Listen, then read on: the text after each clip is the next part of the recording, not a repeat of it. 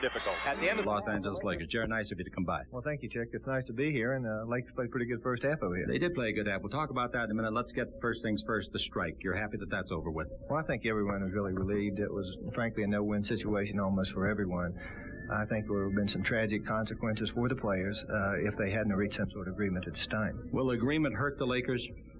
Chick, I would hope it wouldn't, but, when you're limited in what you can do and creatively what you can do with players, it certainly is not going to help us. But we've been pretty fortunate in the past, and I think that decisions that are made by management, of course, really prolong what a ball club can do, and we're hopeful with the youth of this club that we can maintain and do a little maintenance work with what we have that will be real good for the future. When will what happened in the context of the settlement take place?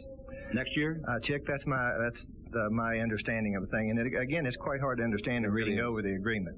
It's about a 30-page document that they sent out, and it's some of it's very legal termish, and it's tough to evaluate. Could you go into the free agent market then this year if you wanted to?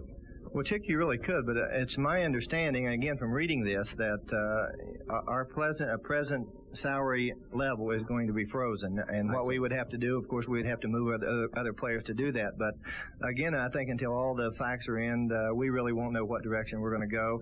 I'm going to talk to the league office tomorrow and see if I can really get some more explanation in some of the areas which are very gray. All right, let's go on to something else that's very dear to your heart, I know, and that's the upcoming draft, June the 28th. First of all, you've seen a lot of players out there. Are there any good ones coming out this year, outside of Sampson, for example? Chick, if you look at last year's draft, all the underclassmen were in the last year's draft. I think to make this a great draft, which last year everyone felt, but only about 4 players have made significant impacts on their teams already. For that to happen again, I think undergraduates would have to come out. But, of course, Sampson, Dale Ellis from Tennessee is a fine player. Sidney Green from Las Vegas had a great year. Steve Stefanovich from Missouri had a great year. Memphis State kid.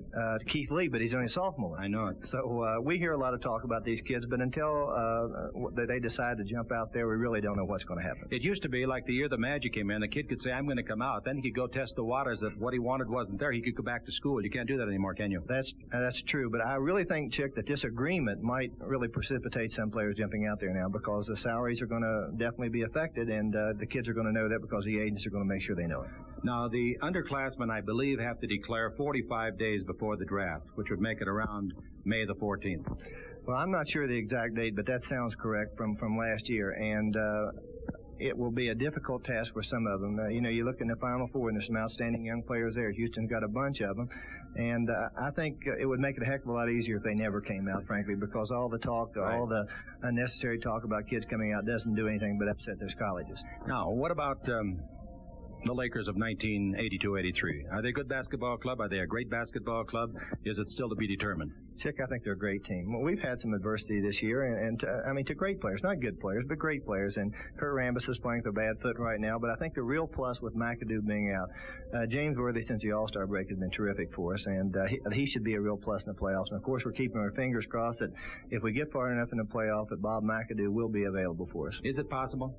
Well, I think it is. I talked to him the other day, and he feels real good. He has no pain now, and I think last year's excitement to win a championship would really put him in the right frame of mind to play again. You mentioned the Lakers looked pretty good in the first half. That they did, and I thought one of those that looked the best was Kareem. He was terrific. The last 2 ball games, he looked like he's found the fountain of youth again. But Chick, he's a great player, and he'll be a great player for a number of years yet. Would you rank the current crop of players even in the same league with you and the Oscars and so forth? Oh, sure.